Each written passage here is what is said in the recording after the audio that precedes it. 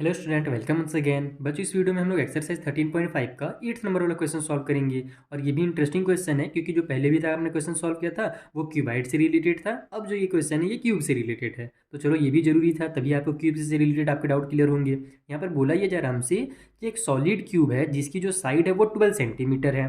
ठीक है, क्यूब है और उसकी साइड हमको दे दी गई है। यहाँ पर ध्यान रखना कि क्यूब में साइड ही दिया जाएगा, क्योंकि हमने आपको बताया था ना पहले ही वीडियो में कि जो क्यूब होता है उसके 6 के जो जितने भी यानी फेस होते हैं, जो लेंथ उसकी ब्रेथ हो गई जो हाइट हो गई, सभी क्या होते हैं आपस में इक्वल होते हैं। क्यूबाइड में अलग अलग होता है इसीलिए उसमें अलग अलग दिया रहता है और इसमें केवल एक ही बार दे दिया है। अगर साइड 12 सेंटीमीटर दिया हुआ इसका मतलब समझा उसका लेंथ ब्रेथ और हाइट तीनों क्या है, 12 सेंटीमीटर ही है।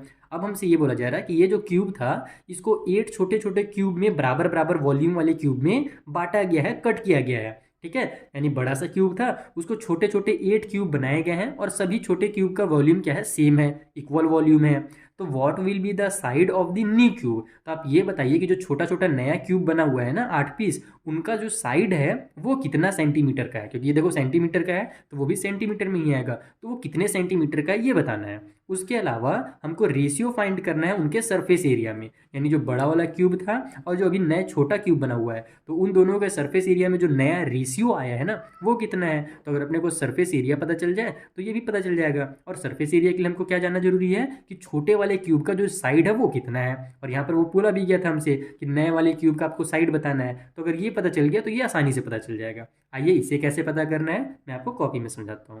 तो देखो यहाँ पर हमको बड़े वाले क्यूब का साइड दे दिया गया है 12 सेंटीमीटर। अब यहाँ पर आप ये दिमाग लगाओ कि बड़े क्यूब में और छोटे छोटे क्यूब में कॉमन क्या रहेगा, तो वहाँ पर उनका जो वॉल्यूम रहेगा वो कॉमन रहेगा। यानी कि बड़ा सा अगर एक डब्बा मैं ले लूँ क्यूब के साइज का, अब उसमें से मैं छोटे छोटे 8 डब्बे बना दूँ, यानी कि 8 पार्ट में अगर मैं उसको डिवाइड दे दूँ, तो उन छोटे छोटे 8 पार्ट को अगर मैं मिलाऊंगा पूरा का पूरा और बड़े वाले को मिलाऊंगा तो उनका वॉल्यूम क्या अलग होगा क्या? बिल्कुल नहीं। पहले बड़ा साइज में इतना था तो भी उसका वॉल्यूम उतना ही रहेगा जितना छोटे छोटे 8 पीस का वॉल्यूम रहेगा। इसका मतलब कि दोनों का वॉल्यूम बराबर ही रहेगा। इसीलिए हम लोग क्या करेंगे, यहाँ पर पहले इसका वॉल्यूम निकालेंगे कि बड़े वाले का वॉल्यूम कितना है। अगर हमको बड़े का वॉल्यूम पता चल गया तो हमको छोटे छोटे जो 8 क्यूब बने हैं ना उन सभी को मिला करके कितना वॉल्यूम होगा ये पता चल जाएगा। ठीक है, तो यहाँ पर हमें साइड दे दिया गया है। हम जानते हैं कि वॉल्यूम का जो फॉर्मूला होता है क्यूब में वो क्या होता है, तो इसके टोटल हमारे पास लेंथ, वहाँ पर देखो length multiply breath multiply height होता था, लेकिन यहाँ पर लेंथ ब्रेथ और हाइट तीनों एक ही चीज़ है, इसीलिए इसको ए से डिनोट किया जाता है। जो भी साइड रहता है ना उसको ए से डिनोट करते हैं, या फिर साइड का क्यूब इस तरीके से भी लिखा जाता है, साइड मल्टीप्लाई साइड भी लिख सकते हो, या साइड का क्यूब ऐसे भी लिख सकते हो। बहुत सारे इसके फॉर्मूला बना दिए जाते हैं अपने मन से, आप भी बना सकते हो, कोई दिक्कत नहीं है। तो साइड का क्यूब है यानी कि ये 12 का क्यूब हो जाएगा, यानी कि 12 मल्टीप्लाई 12 और मल्टीप्लाई 12 हो जाएगा ये। और 12 का क्यूब, और यहाँ पर ये भी ध्यान रखना कि ये सेंटीमीटर में था, तो सेंटीमीटर सेंटीमीटर और सेंटीमीटर 3 बार मल्टीप्लाई होंगे तो वो भी हमारा सेंटीमीटर का क्यूब बना लेंगे। अब हमारा जो 12 का क्यूब होता है वो कितना होता है, तो इसके लिए आप दो तरीके से कर सकते हो, या तो इसको सिंपली मल्टीप्लाई करके फाइंड कर लो, या तो आप कम से कम 20 तक के जैसे आपने स्क्वायर याद किया ना वैसे क्यूब याद कर लो, उससे आपका काम आसान हो जाएगा। मैथ्स को सॉल्व करने में आपके बहुत ज़्यादा टाइम बचेंगे। तो यहाँ पर 12 का जो क्यूब होता है वो होता है 1728, और ये सेंटीमीटर का क्यूब है तो सेंटीमीटर क्यूब ही निकाल दो, यहाँ पर रख दो। तो ये हो गया हमारा बड़े वाले क्यूब का वॉल्यूम। अब जितना बड़े वाले क्यूब का वॉल्यूम है उतना ही छोटे वाले क्यूब का भी वॉल्यूम है, लेकिन हमारे पास छोटे छोटे 8 वॉल्यूम यहाँ पर यानी 8 क्यूब है, तो हमको तो केवल एक का वॉल्यूम पता करना है, क्योंकि जब हम लोग को एक का वॉल्यूम पता चल जाएगा तो वहाँ से हम लोग उसका साइड निकाल सकते हैं। जैसे यहाँ पर साइड था तो हमने वॉल्यूम निकाल लिया ना, तो अब वैसे ही हम लोग छोटे वाले का वॉल्यूम पता करेंगे और उसका साइड निकाल लेंगे, क्योंकि हमको लास्ट में सरफेस एरिया की जरूरत है और उसका साइड तो पूछा ही गया था। तो यहाँ पर आप लिखोगे अब ये हमारा निकल गया, तो यहाँ पर आप एक चीज़ और लिख सकते हो कि सो वॉल्यूम, या फिर ऑल्सो करके लिखो, सो मत लिखो, also volume of 8 smaller cubes. ठीक है, जो छोटे छोटे 8 स्मॉलर क्यूब हैं उनका भी वॉल्यूम जो होगा 1728 सेंटीमीटर का क्यूब होगा। ठीक है, तो यहाँ पर हम लोग लिखेंगे कि अब कर लो आप सो वाला line, so volume of 1 cube, ठीक है, या फिर 1 स्मॉलर क्यूब। एक छोटा वाला क्यूब का अगर हम लोग निकाले, जैसे 8 क्यूब का इतना है और हमको 1 क्यूब का निकालना है, तो सिंपली 1728 को अगर हम लोग 8 से डिवाइड दे देंगे तो अपने को 1 का पता चल जाएगा, और ये भी हमारा सेंटीमीटर का क्यूब में आ जाएगा। चलो जल्दी से इसको डिवाइड दे दो, 8 1 जा 8 हो रहा है ऊपर 8 टू जा 16 हो गया, बच गया यहाँ पर से 1, वो आगे जाकर इसको 12 बना देगा। तो 8 1 जा 8 हो जाएगा, क्योंकि 12 तो आ रहा है तो 16 तो यानी दूसरा बार अगर हम टेबल पढ़ेंगे तो 16 हो जाएगा, जो कि 12 से बड़ा है। तो 8 1 जा 8 ले लो, 12 में से 8 कट हुआ, बचा कितना 4, वो आगे जाकर इसको 48 बना देगा। तो 8 6 हमारा 48 हो जाएगा। इसका मतलब कि 1 छोटा वाला जो हमारा क्यूब है उसका वॉल्यूम कितना निकल गया, 216 सेंटीमीटर का क्यूब। अब अपने को इसका वॉल्यूम पता चल गया है, वॉल्यूम पता चल गया है, इसका मतलब साइड का क्यूब पता चल गया है। समझ में आ रहा है ना, वॉल्यूम क्या होता है, साइड का क्यूब को ही तो हम लोग वॉल्यूम बोलते हैं। तो यहाँ पर आप इसको इस तरीके से लिखोगे, साइड का क्यूब इक्वल टू हमको मिल गया है 216 सेंटीमीटर का क्यूब, छोटे वाले का, ये ध्यान रखना। अब हम लोग छोटे वाले में डील कर रहे हैं, स्मॉलर क्यूब में डील कर रहे हैं।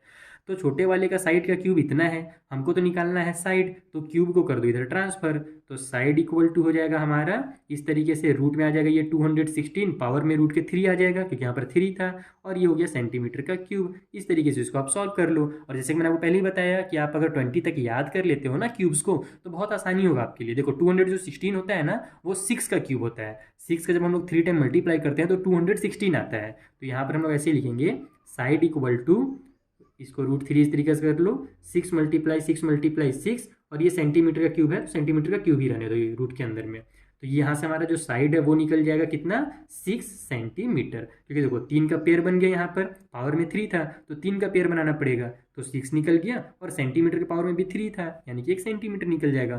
तो जो छोटा वाला हमारा क्यूब है उसका साइड 6 सेंटीमीटर है। इसको जैसे मैंने अभी फटाक से निकाल लिया क्योंकि मुझे याद था, मान लो आपको याद नहीं रहे एग्जाम में, तब आप कैसे करोगे, तो सिंपल जो आपका फैक्टर वाला मेथड है ना, इस तरीके से 216 को 2 से डिवाइड करके निकालना वाला, वो वाला फैक्टर वाला मेथड यूज करना। तो देखना आपका 2 × 2 × 2 3 टाइम आएगा, और फिर 3 × 3 × 3 आ जाएगा। तो आपका फिर वहाँ पर लास्ट में 6 ही निकलेगा बाहर, 2 × 3 करके निकलेगा, तो वो आपका 6 ही बनेगा लास्ट में।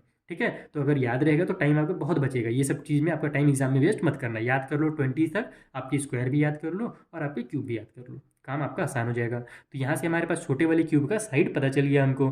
अब ये एक काम तो हो गया। अब हमको क्या बोला था कि दोनों के जो सरफेस एरिया है, बड़े वाले क्यूब का और छोटे वाले क्यूब का जो सरफेस एरिया है उसका आपको रेशियो पता करना है। तो यहाँ पर आप लिखोगे ratio of both cubes surface area. ठीक है, मैं स्टेटमेंट बहुत देखो हड़बड़ी में रफ स्टेटमेंट लिखता हूँ, आप इतना भी रफ मत लिख देना, आप थोड़ा सा इसको अच्छे से बना करके लिखना। मेरा काम यहाँ पर केवल आपको समझाना, इसीलिए मैं हड़बड़ी में स्टेटमेंट वगैरह कुछ भी लिख देता हूँ, मेरा आप समझने में फोकस करना। तो दोनों का सरफेस एरिया अब अपने को निकालना है। तो सरफेस एरिया के लिए पहले तो हम लोग बड़े वाले का सरफेस एरिया लिखेंगे ऊपर में, और नीचे करेंगे छोटे वाले का सरफेस एरिया। तो यहाँ पर आप लिख लो सरफेस एरिया ऐसे ऑफ बिगर क्यूब। ठीक है, जो बड़ा वाला क्यूब है हमारा उसका सरफेस एरिया डिवाइड बाई में surface area of smaller cube, छोटे वाले का सरफेस एरिया।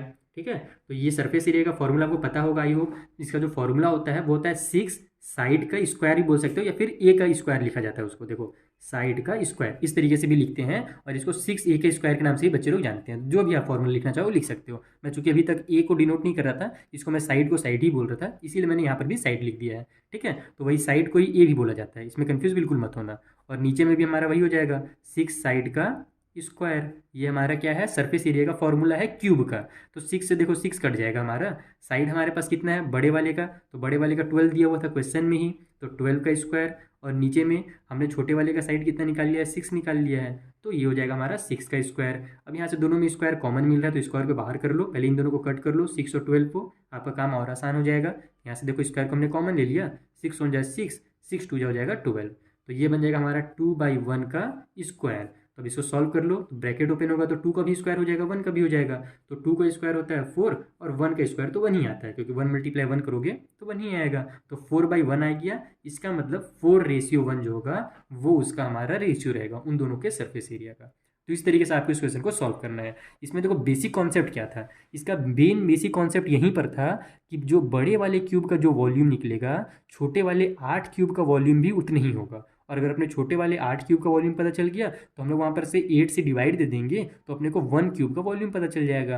अगर 1 क्यूब का वॉल्यूम पता चल गया तो हम लोग आसानी से जो साइड वाला फॉर्मूला है वो लगा करके, यानी वॉल्यूम का जो फॉर्मूला है वहाँ से हम लोग साइड निकाल सकते हैं। साइड निकल गया तो सरफेस एरिया का फॉर्मूला लगा करके हम लोग उसका रेशियो पता कर सकते हैं। तो मेन इसका बेसिक कॉन्सेप्ट यही था। कि अगर आपके पास बड़े वाले का वॉल्यूम मिल गया तो छोटे वाले 8 क्यूब का वॉल्यूम मिल गया। इसको समझ लो, आपका काम हो जाएगा। आई होप आपको बहुत अच्छे से समझ में आ गया होगा ये वाला क्वेश्चन। मिलते हैं हम लोग नेक्स्ट वाले वीडियो में, जहाँ पर जो आगे क्वेश्चन है ना, उनको भी मैं आपको इसी तरीके से सिंपल मेथड में